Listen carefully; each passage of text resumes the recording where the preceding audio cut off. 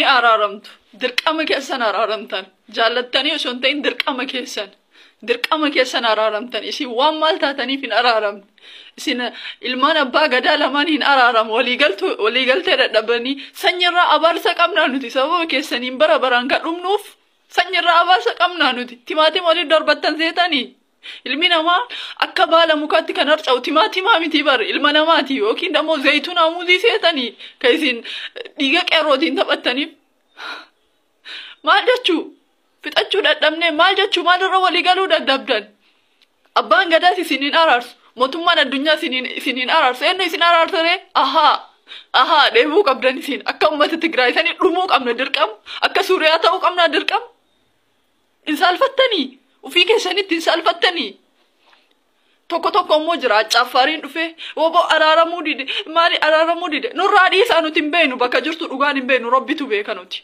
ummanni waan takka isinii himu ufii keessanii dhaqaa ol nyaadhaa malee nu dhiisaa nu dadhabne nu dhiisaa araaramtan araaramaa tokko ta'a nutti koottaa araaramuu baattan dammoo isin lachuu nu bakka hin buutan eeni abbaa itti dhabne obboleessa itti dhabne dhimma isin haasoftan kana ummaa itti dhabne haadha itti dhabne harmee itti dhabne ilma dhalataa jiru itti dhabne isin garuu har'a hin araaramtan mootummaan addunyaas isin araarsuu hin danda'u abbaan gadaas isin araarsuu hin danda'u maa isin abaarsa qabdanii bararraa mee seenaa keessan qoradhaa akkanumaan ani yogguu takka jechuu qabsoon nu deemtu nu qabsoo akkamiiti osoo ilmi namaa waan qoratuu fi waan qabsaa'uu fi waan irratti qabsaa'u takka addaan beeke eenyurra qabsoofta eenyuuf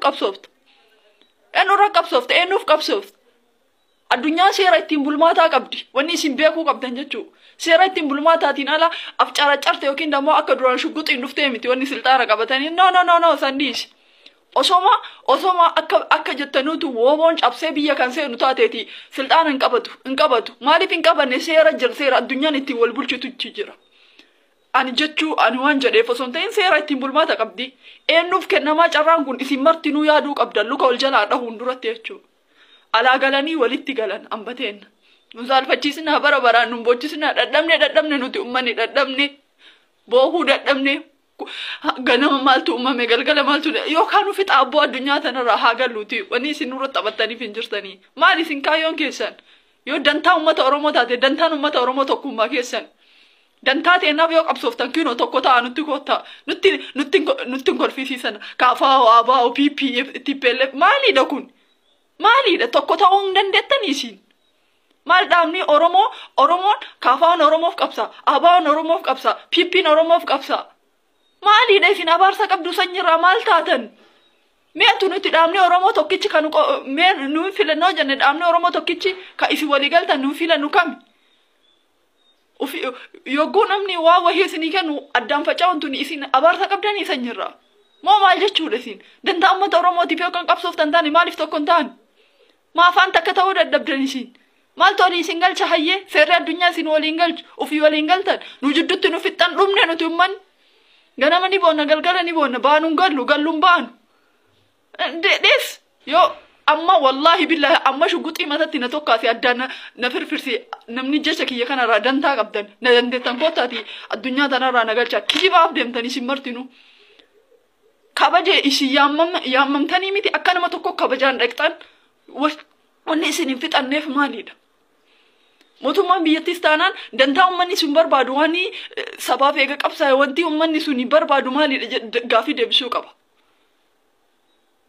araaramuu diddee maal jechuudha isin eenyuuf qabsooftan nuti dadhabne ummanni wallaggaa dhumate timaatimaa miti wanni macaraqoo jiru achi ummanni duraan waraanaan dhumatu jira amma beelaan dhumatu jira maal yaadu jirtan maal ta'uu jirtan isin wal malee nama biraan arkine nu arkaa kinoo meena laala nu arkaa nu fixxanii nu arkaa isin ofii wal argitan nuun argine jidduutti nuti dhumanne ummaan dhumte haati dhumte ijoolleen dhumte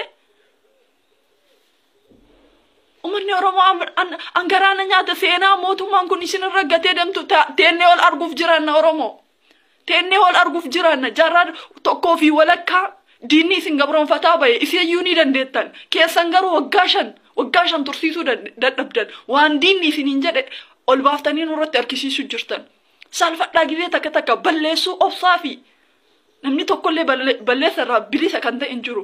Yoo xiqqaate waan jijjiirama addaa hanga fidu yeroo lama yeroo sadi carraa kennaafi warroonni miidiyaarraa as baatanii jettan kun maal kun daangaa san qabatee isin martuu nu fayyaddan nutti hin kijibinaa nuti dhuftanii tokkummaa Oromootiif qabsaa'uun dantaa Oromootiif qabsaa'uun tokko taataniiti. Kanaan ala lachuun filan. Wallahi diinni dhufee nutti haa taphatu malee numatu isin lachuun filanne akkam. Lachuu isin lachuu bakka kennan buutan. Tokko ta'a nutti koota yoo tokko ta'uu dadhabdan immoo nurraa deema bakka akka duraan nuti gabrummaa beena gabrummaa kennan diina nu gabrumfate jennee haa jiraannu dhayxaniitiin luka ol jalaan dhahina maalii taphni akkana kuunechi dhabee woboon kiyya akkas kuunechi dhabee piippiin akkas maaliidha biltsiginnaan akkas nurraa dhiisi nuti nageenya biyyattii barbaanna nuti biltsiginnaan bulchee piippiin bulchee opinion bulchee abaan bulchee nuti nagaa hadhamne malee maqaan dhabne maqaa miti dantaa maqaan qabnu nuti dantaa nageenyaati dantaa nageenya Oromoo yoo ta'e dantaa nageenya biyyattii tanaa yoo ta'e tokko ta'a nutti koottaa maal faffaca'uun kun eessaa dhufteefin yooni dheebuu aangoo ka hin taane taate wanni isin takka hin taaneef maali natti mime atilleen Oromoof eega qabsoofte atillee eega Oromoof qabsoofte yeroo maa waliif hin kennine dabaree maa waliif hin laanne nuti. Maal jechuu diinni bara maraan kolfuu qaba. Ufiin waraansisee duwwaan waraanuuf deema. Maaltu Oromoo yaarraa dhufu jira? Maaltu ta'u jira uummata Oromoo irratti? Maaltu balaa hagam ga'uun nu eeggatu jira? Haa ta'u Eertiraan maal nurra dalagu jirti wanni biraa haa ta'uti. Uummanni Harargee maal keessa jira? Uummanni Wallaggaa maal keessa jira? Isin garuu walii galuu hin dandeettan. Like biyyaan alatti walii galuu hin dandeettan. It's a great shame. Wallahi saalfadha Oromoon. Oromummaa tan osoo dhiqatanii kan dhiqatan yeroo kanatti jechuudha. Maal jechuudha wanni akkana? Walii galuu hin dandeenye. It's a great shame. Ebelutu balleessee ebelu akkana dantaa maaliitiif akkas diddeebe ebelu nurraa dhiisisan nurraa dhiisi. Hin jiru wanni akkasii. Araaramtu tokko taatu kottu. Tokko ta'uu baattu immoo nu fixa rakkoon qabu. La ilaha illallah Muhammadan Rasulullah lubbuun gaafa dhalatte duuti. Isin martuu bakka nuun buutan osoo dubbadhuu du'a. Garuu wanni namni martuu beeku jechuu gaafan mootummaan Abiyyi wallahi billahi dhimma suunii naa kaffalame yookiin nama kana gaafa takkallee arkeetii miti. Gin dhugaa dubbachuu waan qabuuf qofa. Gaafa namichi kun bakka kanaa ka'e garuu jechuu yoo ifin afaaniin lafan arraabatiin mataa kanaaniin lafa deemaan ni arkitan. Afaaniin lafan arraabatiin namicha an Oromummaa kiyyatiin hin boona an ilma abbaa gadaati jedhatu Oromoo miti jettaniin as dhuftaniitiin bitamtuun marti jechuudha. Isin Haile Sillaasee malee nuun ta'u uummata Oromoo Haile Sillaaseen jiraami ofii isaati Oromoo ta'ee kan Oromoo mataa gadi garagalche Minilikiin beektaniimi santu nuu ta'a. Abaarsa qabna natti fakkaate ana. Yoo xiqqaate bar namni diina Oromoon bar diina ofirraa deebisee ofii walitti deebi'ee odaa jalatti abbaa gadaa abbaa garaa jettaniin. Abbaa maali jedh maal jechuudha kun eessaa dhufe isin eenyu ol jirtan isin warra abbaa gadaatti ol beeytanii dantaa Oromoo maanguddoota Oromoo ol beeytanii ilmi abbaarra beeka zamanul akhirii bar nagaan naa jiraadha nuti nagaa haa barbaanna nagaan barbaaddaniimi deemaati ufumaa keessanii jechuu nuti oboon illee bakka nun bu'u piippiin illee bakka nun bu'u kaafaa olleen bakka nun bu'u nuti Itoophiyaa keessa namni bakka nun bu'u takka illee hin jiru nuti nama abbaa hin qabne beeka namni ofii isaatii walii galuu hin dandeenye uummata Oromoo bakka bu'uu hin danda'u. Irra gadi jedhaa beeka ofiiyyuu waliin galle nuuf homaa nun gootan garuu nuuf fixu jirtan. Ibn kana jechuun isin osoo hin ta'in amma mootummaa addunyaatti iyyanna addunyaa guututti isin iyyanna malee amma isin ofii kennaa isin farajuu hin dandeenye mootummaa addunyaatti isin iyyanna beekadhaa kanammoo.